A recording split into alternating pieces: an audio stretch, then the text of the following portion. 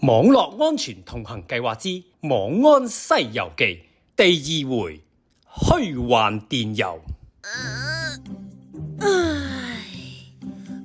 今日嘅電郵真係多啊！睇下啲咩先？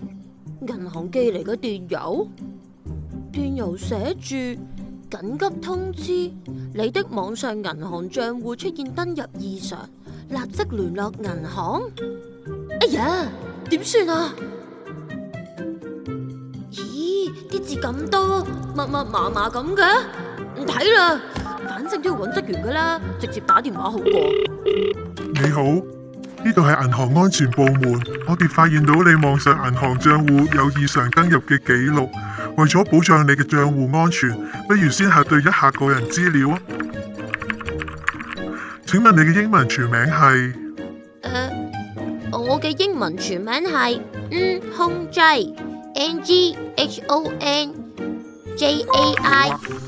請再提供你嘅銀行戶口號碼，方便我哋核實身份。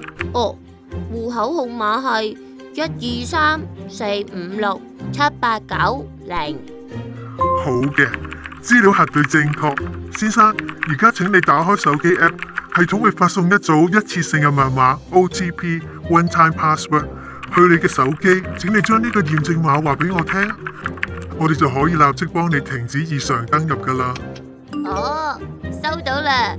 驗證碼係……等，點解銀行職員會問我攞一次性密碼嘅？悟空仔，密碼乃絕對私隱，萬萬不可以同人哋講。銀行職員一定唔會要求你俾一次性密碼或者驗證碼。收到未啊？先生，你咪仲聽緊㗎？你快啲將個驗證碼交俾我啦！如果唔係，你嘅資金會被凍結㗎啦！你係騙徒！等我仔細啲睇翻清楚封電郵先。啊！原來寄件嘅網址竟然有一個好細微嘅拼寫錯誤，中間係差咗一個英文字母㗎。呢一個係假嘅網站，唔係銀行官網。好險啊！差啲咋，我就將個驗證碼交咗俾騙徒啦。都係我衰，我自己太心急啦，連寄件者地址同埋網址都未睇清楚，就急住打電話啦。悟空仔，記住啦，網絡釣魚最可怕嘅地方就係佢睇落好似真嘅，格式圖像完美複製真正官網，所以睇到緊急通知嘅時候，千祈唔好心急，先睇清楚網址同寄件者電郵地址，千祈唔好點擊電郵內嘅連結或打電郵裏面嘅電話，應該自己揾翻官方網站或打官方客服專線，甚至去銀行分行進行核實。仲有要小心，無論對方聽起嚟幾咁專業，只要有人同你攞密碼、驗證碼或者一次性密碼，就一定要提高警覺。真正嘅銀行職員或者任何機構係絕對唔會要求你透露呢啲資料㗎。